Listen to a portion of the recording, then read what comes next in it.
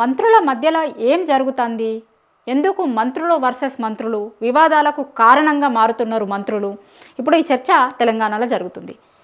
మంత్రుల మధ్యలో రోజు రోజుకి గొడవలు బహిర్గతమవుతున్నాయి. మామూలుగా చాలా రోజులుగా ఉన్న ప్రచారం ఏంటి అంటే కొన్ని జిల్లాలలో ఒక్కొక్క జిల్లాకి 2-3 మంత్రులు ఉన్న చోట, అంటే ఉమ్మడి జిల్లాల ప్రాతిపదికన తీసుకుంటే 2-3 జిల్లాలు ఉన్న చోట 2-3 మంత్రులు ఉన్న దగ్గర ఇప్పుడు ఒక మంత్రికి ఇంకొక మంత్రికి మధ్యలో విభేదాలు ఉన్నాయి, అది ఇది అనేది బయటకు వస్తుండే. కానీ వాళ్ళు ఓపెన్గా బయటకు వచ్చి ఓపెన్గా వాళ్ళ మధ్యలో ఉన్న విభేదాలను బయట పెట్టుకున్న సందర్భాలు తక్కువే. కానీ ఈ మధ్య మాత్రం అవి రిపీటెడ్గా బయట పెట్టుకుంటున్నారు. ఇప్పుడు చాలా రోజుల నుంచి చూస్తే గతంలో ఉమ్మడి వరంగల్ జిల్లాలో 2 మంత్రులకు పడతలేదు అనేది బహిరంగంగానే చాలాసార్లు వచ్చినాయి. కానీ వాళ్ళు ఓపెన్గా బయటకు వచ్చి ఒకరి మీద ఒకరు ఎప్పుడు ఓపెన్గా విమర్శలు చేసుకోలేదు. కానీ ఇప్పుడు ఏమైంది అంటే ఈ మధ్యకాలంలో వరుసగా మంత్రుల ఎపిసోడ్స్ చూస్తున్నప్పుడు ఏంది అసలు మంత్రుల మధ్యలో ఏం జరుగుతుంది? గతంలో ఎమ్మెల్యేలు వర్సెస్ మంత్రులు ఉంటుండే. చాలా నియోజకవర్గాలలో ఆ ఎమ్మెల్యేలకు అక్కడ ఆ జిల్లాలో ఉన్నటువంటి మంత్రికి పడలేదు. చాలా విషయాలలో వాళ్ళు డిఫర్ అయ్యారు. చాలా సందర్భాలలో సీఎంకి లేకపోతే వాళ్ళ పీసీసీ చీఫ్కి వాళ్ళ అధిష్టానానికి కూడా కంప్లైంట్ చేసినవి ఉన్నాయి. ఇప్పుడు ఎమ్మెల్యేలు వర్సెస్ మంత్రులు కాదు, మంత్రులు వర్సెస్ మంత్రులు నడుస్తుంది. నువ్వెంత అంటే నువ్వెంత అన్న లెక్క, లేకపోతే ఆయన విఘ్నతకే వదిలేస్తున్నా, ఆయన ఏం మాట్లాడేది. ఇది పంచాయతీ మంత్రులు వర్సెస్ మంత్రులు పోయి మంత్రుల కులాల వరకు కూడా వచ్చింది. ఓపెన్గానే వాళ్ళు కులాల పేర్లు కూడా తీసుకొని మాట్లాడుకునే సందర్భాలు రాకొచ్చినాయి. ఇప్పుడు ఫస్ట్ ఇది బయటకు వచ్చి బయట మాట్లాడుకుంది పొన్నం గారితో స్టార్ట్ అయింది. పొన్నం గతంలో జూబ్లీహిల్స్ ఉప ఎన్నికలప్పుడు ఏం మాట్లాడిండో ఆ దున్నపోతు అంటూ మాట్లాడింది ఎంత అదైంది అనేది మనం చూసినాం.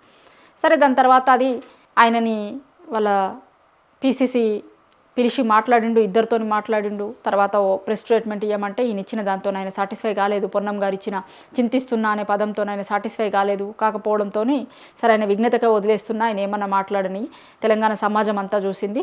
రాష్ట్రంలో ఏం జరుగుతుంది అందరూ చూసిర్రు. ఇది నన్ను ఒక్కరిని అన్నట్టే కాదు, నా సామాజిక వర్గాన్ని అన్నట్టు అని ఆయన ఒకటే కాకుండా అలా సామాజిక వర్గం వాళ్ళు చాలామంది కూడా బయటకు వచ్చి మాట్లాడారు. మోత్కుపల్లి లాంటోడు మాట్లాడిండు, మందకృష్ణ మాదిగా మాట్లాడేసరికి లాస్ట్కి వాళ్ళ పీసీసీ చీఫ్ మహేష్ కుమార్ గౌడ్ ఇద్దరిని కూర్చోబెట్టుకొని పక్కకి ఇద్దరితోనే ఒక స్టేట్మెంట్ ఇప్పించారు. సరే, దాంతోనే ఆ సమస్య అయిపోయింది, ఆగిపోయింది అని అనుకున్నారు. ఎందుకంటే ఆ రోజు ఇద్దరితోని కూర్చోబెట్టి మాట్లాడించి బ్రేక్ఫాస్ట్ చేసి ఈ సమస్యకి ఇక్కడితో ఫుల్ స్టాప్ పెడుతున్నాము అని ఇద్దరు కలిసి చెప్పారు. దాని తర్వాత అది క్లోజ్ అయిపోయింది అనుకుంటే మళ్ళీ అదే లక్ష్మణ్ గారికి ఇంకొకరికి పంచాయతీ మళ్ళీ తెర మీదకి వచ్చింది. ఇద్దరు ఓపెన్గానే మాట్లాడుకుంటున్నారు. ఆయన విఘ్నతకే వదిలేస్తున్నాను ఆయన అంటాడు, ఈయన విఘ్నతకే వదిలేస్తున్నాను ఈయన అంటాడు. వివేక్, అడ్లూరి లక్ష్మణ్, ఇప్పుడు పంచాయతీ నడుస్తుంది వీళ్ళిద్దరి మధ్యలో. ఇద్దరు ఒకటే సామాజిక వర్గానికి చెందిన వాళ్ళు, కానీ ఉపకులాలకి సంబంధించింది కాబట్టి పలానా ఆయన అట్లా అన్నాడు అని, పలానా ఆయన ఇట్లా అన్నాడు అని మాట్లాడుకుంటారు. ఇప్పుడు వివేక్ గారు ఏమన్నారు, అసలు మా నాన్న కాకా వెంకటస్వామి అడ్లూరి లక్ష్మణ్ని రాజకీయాలలోకి తీసుకొచ్చింది, ఆయనకి రాజకీయ భిక్ష పెట్టిందే మా నాన్న అన్నలాగా ఆయన మాట్లాడితే దానికి అడ్లూరి లక్ష్మణ్ గారు ఏం కౌంటర్ చేసిర్రు, అసలు వాళ్ళ కొడుకు గెలుపులో పాత్రనే నాదుంది, ఆయనను గెలిపించడంలో నేను చాలా పెద్ద పాత్ర పోషించిన, ఆయన ఇప్పుడు ఇట్లా మాట్లాడుతున్నాడు, ఆయన విఘ్నతకే వదిలేస్తున్నదంతా అని కూడా మాట్లాడిండు.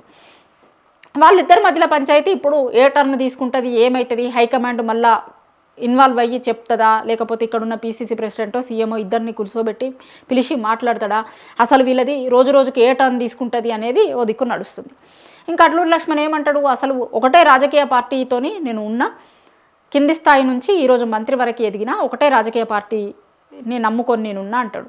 అంటే అది ఇండైరెక్ట్గా వివేక్ను ఉద్దేశించి అన్నది. వివేక్ చాలా పార్టీలు మారి వచ్చిండు కదా. గతంలో వాళ్ళ నాన్న కాంగ్రెస్ పార్టీలో ఉండే, ఈయన కూడా కాంగ్రెస్ పార్టీలో ఉండే, కాంగ్రెస్ పార్టీ నుంచి ఆయన బీజేపీలోకి పోయిండు, దాని తర్వాత బీఆర్ఎస్కి పోయిండు, దాని తర్వాత మళ్ళీ కాంగ్రెస్కి వచ్చిండు, కాంగ్రెస్కి వచ్చి ఎమ్మెల్యే అయ్యి ఇప్పుడు మంత్రిగా ఉన్నాడు క్యాబినెట్లో.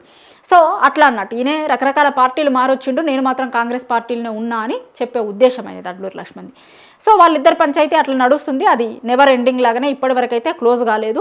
ఆయన విఘ్నతకే వదిలేస్తున్నా అని అడ్లూరి లక్ష్మణ్ అన్నాడు. ఇది మళ్ళీ వివేక్ ఏం మాట్లాడతాడు దీని మీద ఎట్లా అనేది ఇప్పటివరకు వీళ్ళిద్దరూ ఇంకా కొలిక్కొచ్చినట్టు వాళ్ళు ఇష్యూ అయితే సాల్వ్ కాలేదు. వాళ్ళిద్దరిది అట్లా నడుస్తుంది. ఇద్దరు ఒకరి మీద ఒకరు మాట్లాడుకుంటూనే ఉన్నారు. అది ఉండగానే ఇంకొక దిక్కు కొండా సురేఖ వర్సెస్ పొంగులేటి. ఇప్పుడు ఉమ్మడి వరంగల్ జిల్లాకి సంబంధించిన మంత్రులు ఇద్దరు సీతక్క, కొండా సురేఖ. ఇప్పుడు మేడారం జాతర స్టార్ట్ అవబోతుంది. దానికి ఇన్ఛార్జ్ మంత్రిగా అక్కడ పొంగులేటిని వేసిరట. అయితే ఆ ఇన్ఛార్జ్ మంత్రి ఏం చేయాలి, ఏదైనా పనులు చేయాల్సి వస్తే, రివ్యూ చేయాల్సి వస్తే ఆల్రెడీ అక్కడ ఉన్నటువంటి మంత్రులను కలుపుకొని ఆయన చేయాలి, కానీ ఆయనంతటైనే ఆయన ఇష్టం వచ్చిన లెక్క చేసుకుంటున్నాడు అనేది వీళ్ళిద్దరి వాదన. కొండా సురేఖ సీతక్క. అయితే దీంట్లో ఏమైంది, కొండా సురేఖ నేరుగా అధిష్టానం దగ్గరికి పోయి కంప్లైంట్ చేసింది పొంగులేటి మీద. ఆయన మనుషులకి, ఆయన దగ్గర వాళ్ళకి కాంట్రాక్ట్లు ఇప్పించుకున్నాడట ఆడ, అసలు వీళ్ళతో చెప్పకుండా.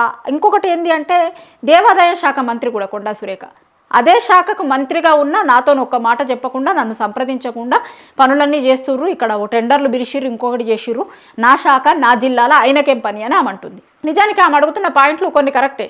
ఆమె శాఖ అది, ఆమె జిల్లా, వేరే జిల్లా నుంచి వచ్చిన మంత్రి, వేరే శాఖకు సంబంధించిన మంత్రి అక్కడ ఆమెకు తెలియకుండా పనులు చేస్తుండు కాబట్టి ఆమె అబ్జెక్షన్. ఇట్లా ఆ సీతక్క కూడా అసలు వాళ్ళ జిల్లాలో పొంగులేటి వచ్చి చేయడం ఏంది అనేది వాళ్ళు మాట్లాడుతున్నారు. సో కొండా సురేఖ సీతక్క వర్సెస్ పొంగులేటి అక్కడొక లొల్లి నడుస్తుంది. నిన్న మొన్నరాక పొన్నం, అడ్లూరి లక్ష్మణ్, వివేక్ ఇదొక లొల్లి నడిచింది. సో ఇట్లా మంత్రులు మనం చూసుకుంటూ పోతే మంత్రులు వర్సెస్ మంత్రులు నడుస్తుంది. మొన్నరాక ఎమ్మెల్యేలు వర్సెస్ మంత్రులు నడిచింది, ఇప్పుడు మంత్రులు వర్సెస్ మంత్రులు నడుస్తుంది. మరి ఇది ఎక్కడ రాకపోతుంది ఏంది, ఎందుకు అంటే ఇప్పుడు ఈ రోజుకి బయటకు వచ్చిన మంత్రుల పంచాయతీలు ఇవి.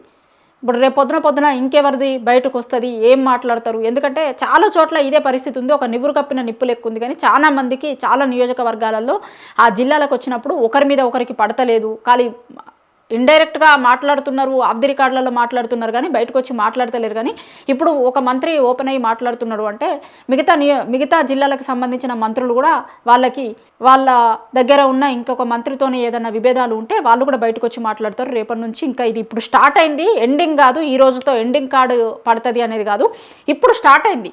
ఇంకా చాలామంది మంత్రులకి సంబంధించిన విషయాలు బయటకు వస్తాయి, ఇంకా చాలామంది మంత్రుల గొడవలు బయటకు వస్తాయి అనేది కాంగ్రెస్ పార్టీలో ఉన్న ఒక వర్గం మాట్లాడుతుంది. చాలామంది మాట్లాడుతున్నారు. ఇప్పుడు బయటకు వచ్చిర్రు ఒకరు, దాదాపుగా 2 ఏళ్ల నుంచి ఇది నడుస్తూ ఉంది. చాలామందికి అక్కడ ఉన్నటువంటి వాళ్ళతో ఇష్యూస్ ఉన్నాయి, అవి బయటపడలేదు, ఇప్పుడు బయటపడుతున్నాయి. ఒక్కొక్కరిది ఇంకా బయటపడబోతుంది. ఇది స్టార్టింగ్ మాత్రమే, ఇది ఇప్పట్లో క్లోజ్ అయ్యే అవకాశం లేదు. ఇంకా కొంతమంది మంత్రుల ఇష్యూస్ కూడా బయటపడబోతున్నాయి అనేది కాంగ్రెస్ పార్టీలో ఉన్న నాయకులు మాట్లాడుకుంటున్నారు.